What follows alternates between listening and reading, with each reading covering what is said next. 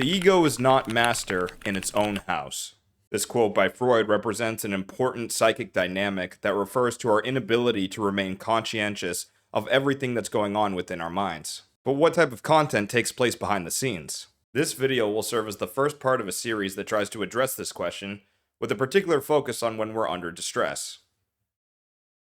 So, you begin to get aroused, and this can either be pleasant or unpleasant, but what you begin to notice is the strength of your desire emanating from this arousal. Now you know that this desire is unacceptable both because of your own principles or society at large, but this is only making the desire stronger and more unbearable. So, what are you to do?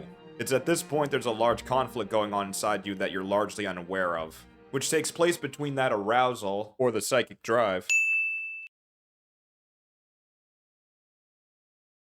and the rules of your environment, which inculcate principles in you which are directly taboo to this arousal. Now this is an immense trial that all of us human beings must go through, and it can turn catastrophic if not managed properly, because that internal conflict will end up burning you out, and what that can lead to is an additional problem where you struggle with the inability to manage your desires or social constraints, which can be deleterious to yourself or others depending on how long they go unchecked for. So, how are we to respond to this?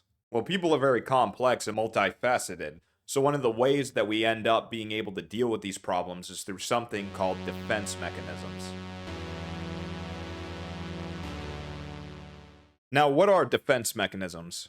The idea was first germinated by Sigmund Freud in his theory of psychoanalysis, and refers to a conflict taking place between our desires, which emanate from our arousal, otherwise known as our id, and the principles we use to constrain ourselves, otherwise known as our superego. Now, what's notable about this conflict is that it's an unconscious phenomenon, which means that these things are warring against themselves outside of our awareness. In the case of the id, physiological arousal that leads to sexual or aggressive tendencies exists outside conscious awareness to some extent. For instance, you can't really control who you find attractive, and there's physiological markers that are concomitant with that, so you might experience a heightened heart rate, or your cheeks might flush, or other things might happen. And while you can take deliberate actions to somewhat curate who you find attractive, it's difficult to control it in the moment, if not impossible. And the same can be said for things that make you angry as well.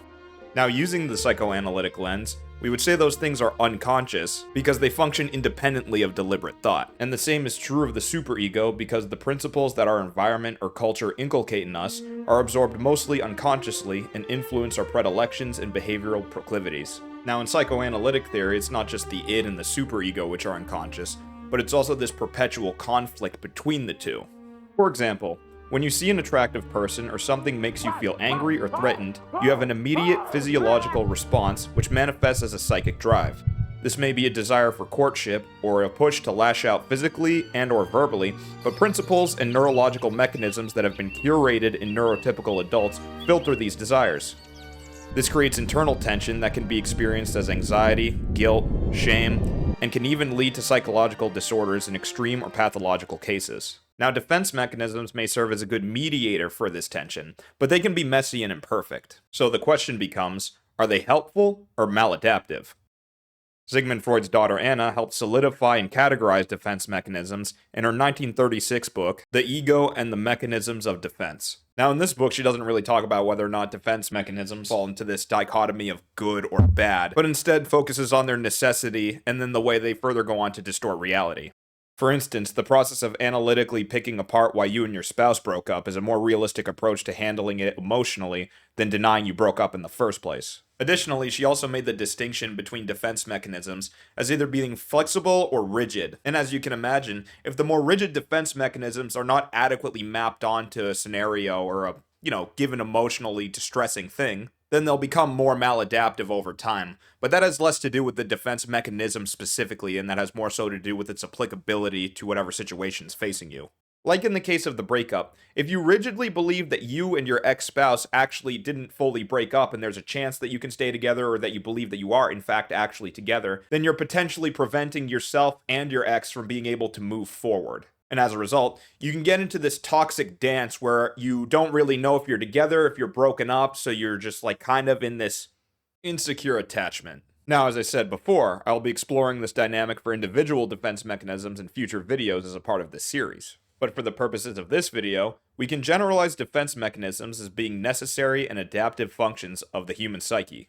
Just as a thought experiment, you can think of a world where you're not allowed to cope with any of your feelings or problems. If you stubbed your toe, you might jump in front of a car because, you'd have no reason not to. So while these mechanisms help alleviate distress and keep our psyche safe, they can also perpetuate attitudes that cause interpersonal and intrapersonal distress. And they become particularly problematic because you can't control them. People already struggle with cognitions, and as studies consistently show, most people do not actually have control of their own thoughts. But defense mechanisms are even harder to manage because, as I said before, they exist outside of conscious awareness. And their function is different from that of thoughts. They actually produce thoughts. That's why they're called defense mechanisms, because they function more so as a process rather than an actual thought or feeling by itself. Psychological researchers George Vaillant and Otto Kernberg have additionally made significant strides in mapping how defense mechanisms influence the development of psychiatric conditions and mental disorders. So let's bring this all together. Defense mechanisms are a process which is unconscious and happens outside of our awareness. It involves the force of your desire, which emanates from, again, arousal, which is physiological, and the principles you place on yourself, which stem from your culture. These two dynamics naturally create a tension, which is alleviated through one or more of these mechanisms. However, while this is necessary, it creates a potential risk for these to become maladaptive when either they're overused, they become rigid, or they don't adequately map onto the situation. And if left unchecked, they can even lead to the generation of mental disorders and psychiatric conditions. Okay, now so far in this video, we've analyzed the entire concept of defense mechanisms in terms of the psychoanalytic perspective. And later on in the series, we'll get into which of these are seen as more credible and then which have been disbarred over time. But what you need to know now is that regardless of how defense mechanisms are seen, you still see the idea reemerge everywhere you look in psychology. CBT, otherwise known as cognitive behavioral therapy, is a widely used psychological approach because it has significant evidence-based practices that tie to the central idea that thoughts and feelings ultimately influence behavior, and that behavior then affects thoughts and feelings in an unending cycle. Now, this differs conceptually from psychoanalysis because the latter focuses on how unconscious desires, which typically emanates from sexual and/or aggressive urges, cause functional impairment in our conscious life, but you still see some overlap in the way that these two theories approach this defense mechanism dynamic. For example, if you fail a test and you tell yourself, "I only failed the test because it was unfair," then you're using rationalization to blunt the emotional damage that you would otherwise receive to your sense of self. But the corollary idea that you'd find in CBT is something called dissonance reduction, which in this case refers to altering your beliefs to meet the needs of the situation. And similarly to rationalization, you're protecting your own sense of self, otherwise known as your ego. But again, that's just one example. You'll find that similar dynamics make themselves apparent across different frameworks, including cognitive psychology, social psychology, clinical psychology,